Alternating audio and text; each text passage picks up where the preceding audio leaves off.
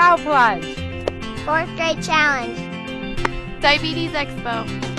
As a key sponsor of Mustangs baseball and Chiefs training camp, Heartland is the #1 fan for a healthy St. Joseph.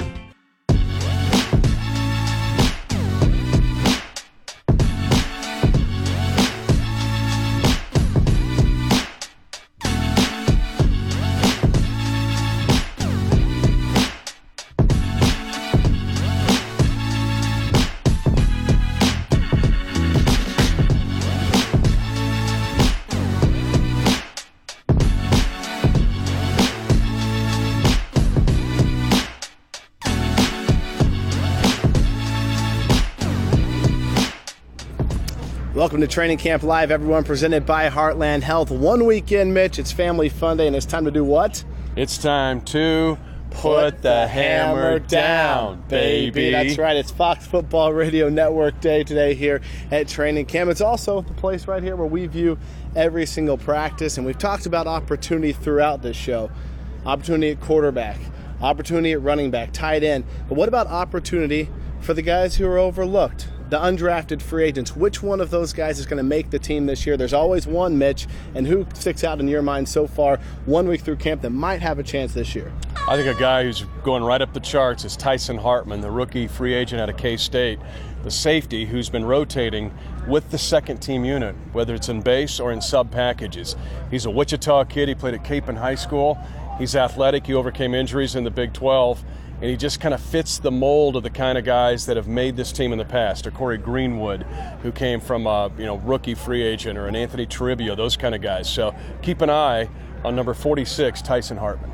Well, you look back in the past, the guys who make it as undrafted free agents, especially on that defensive end, they can run, they can hit, they can play special teams. Let's think back to 2009. Javon Belcher comes in as a special teams guy, and a run and hit linebacker, starts working into a nickel role, and then all of a sudden he's a 100-tackle season last year next to Derek Johnson. You look at that same year, a guy that you might remember, Pierre Walters, didn't ever do much on the field for the Chiefs, but same type of player. He could run, he can hit. A guy who's still on this roster, Corey Greenwood, didn't even play NCAA football. He played up in Canada in some small school league. He's played 32 consecutive games for the Chiefs since entering the league undrafted in 2010. So whoever it is, especially for a defender like Hartman, it's got to be a guy who contributes on special teams. Well, one of my first reports was the fact that there are 18 defensive backs on this field, and safety's really crowded, and we know who the frontline guys are. But Hartman has shown his athleticism. He's a smart guy. He came out of an NFL-style system when he played at K-State for Bill Snyder, so it's not too big for him. He's also guys getting some second-team reps. Kendrick Lewis, Eric Berry at the ones. You've got Abram Elam, a 16-game starter last season for the Cowboys. But there's still opportunity even behind those three names. So key Tyson Hartman this preseason when you watch these games. Offensively, Mitch, there's still going to be opportunity for guys as well. A guy who a lot of people don't know about, a Colgate running back named Nate Eachus. He's getting an extra opportunity this week because the Chiefs, well, they're out of fullback. Shane Bannon's injured. Taylor Gentry failed his physical and is out of camp. Patrick DeMarco, the new player, he can't practice until Monday, so it's opened a door for somebody to show what they can do as fullback, and Nate Eachus has been getting those reps over the past few days, and let it be known, these are up-tempo practices he's getting these reps at as well. Well, and watching walkthrough, they've slipped him into that role, and he's able to handle it mentally. But we saw him make a big play yesterday. They put him on a seam pattern down the middle. He caught a touchdown pass.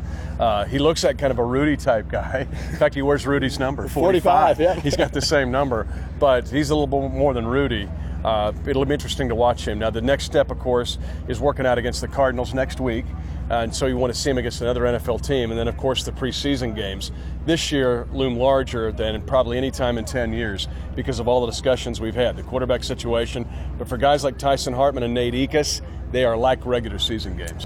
Yeah, that's right, Mitch. And we had a chance to catch up with Nate about that opportunity he's receiving as the Chiefs fullback. Nick Toney here for KCChiefs.com, here with Nate Eachus, the running back turned fullback for the Kansas City Chiefs. Nate, I'm a Syracuse guy, so I know all about your exploits as a running back out of the backfield, but you put your hand in the ground and you've become a blocker for this team. Talk about that transition, and that's one that you've had to make on the fly with the fullback situation for this team. Yeah, I mean, first of all, I'll do whatever it takes for me to earn a spot on this team, whether it's fullback, special teams, running back, and fullback just kind of comes natural to me.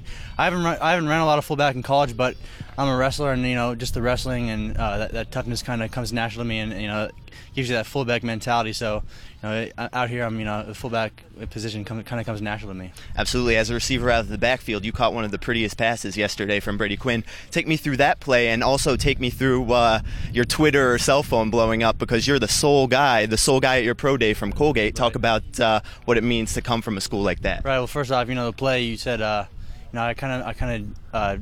was gonna block the Mike linebacker, and I juked him out, and Brady Quinn threw a great ball off the middle, and I just jumped up and caught it. And it's. Like I said, I'm just trying to do anything I can to make the team, and I just went up and caught the ball, and it's like you said, Twitter. Yeah, people are blowing me up and everything, but it's. I try not to pay attention to that kind of stuff. I like to just keep it on the down low, and I'm out here competing, and we're in training camp, so I'm not trying to get distracted, and I'm staying on course here. What have you learned from guys like Peyton Hillis, guys like Jamal Charles, guys in front of you who have been taking the majority of the reps thus far at running back? Just learning from them, just watching them, and just seeing how they carry themselves, and just the way they they're in the icing their bodies, just taking care of their body, and just how they collect themselves, and whatever they tell me, I listen. So that's the advice that they're giving me. I'm sure Hamilton, New York is pulling for you to make this team. What's some of the advice that you've been getting from your former teammates? I've been, like you said, I'm getting blown up a little bit from the text, but everyone's been saying good luck, and keep grinding hard, and just keep doing what I've been doing my whole life, and that's just hard work. And they're right. That's just kind of my style. I've just worked hard my whole life, and I'm just going to try and keep doing it at the NFL. All right, thank you, Nate. Thanks a lot. Back to Mitch and Josh. It's a crowded backfield, but the more you can do, he's stepping in and getting those reps. You never know what that can do for you. There's also guys who have opportunity that may not be rookies, but they're on the practice squad a year ago. Of course, Anthony Toribio making headlines through this first week of camp, working with the ones at nose tackle. 1 week later, Mitch, he's still there. Yep, and it's I think he's going to be there unless something crazy happens, and if he can stay healthy. I was asked today by the folks here, KCFX is here, the Chiefs Fox Football Radio Network, and somebody said, hey, do you think on opening day Dontari Poe will be the starter? And I said, I think it'll be dictated by what the Atlanta Falcons do in their formation. If they're in a base formation, I would guess that Anthony Toribio will start. If they're in a three-wide, sub package, it might be Dontari Poe. But Anthony Toribio, let's just go back. We kind of talked about him.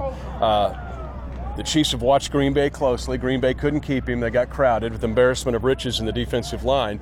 He also played Division II football at Carson Newman. This wasn't a guy out of a BCS football program. Now, that's a good Division II league, but it's still Division II.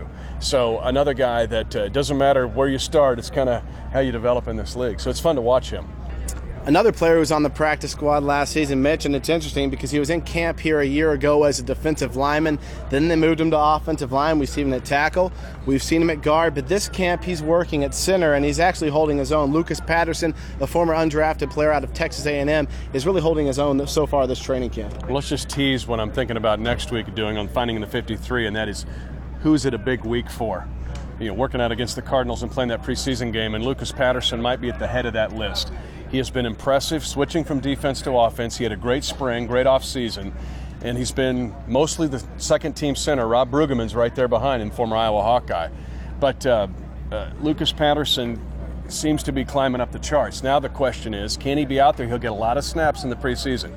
Can he handle it when a guy's right over the top of him in an odd front, or there's two guys in the gaps, and just can he handle it under the lights against other NFL players? And don't forget, Romeo Cornell also kind of likes those defensive linemen. You get a little nastiness on the offensive line with the former D lineman. That might bode well for his chances as well. There's another man who was on the practice squad for the majority of last year until the Chiefs released Jared Gaither. They promoted David Mims. However, he never got into an action of a game, Mitch, and he has been inactive for those few weeks he was on the active roster.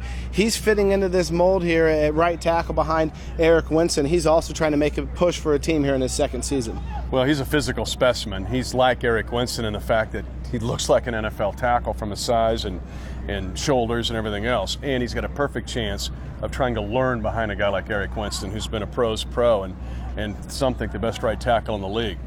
But it goes back to what I said about Lucas Patterson. If you can't play in the games, if it's too big and you can't handle it, then it becomes a real issue. So next week will also be a big week for David Mims. His Family Fun Day wraps up. And let me say this about those guys.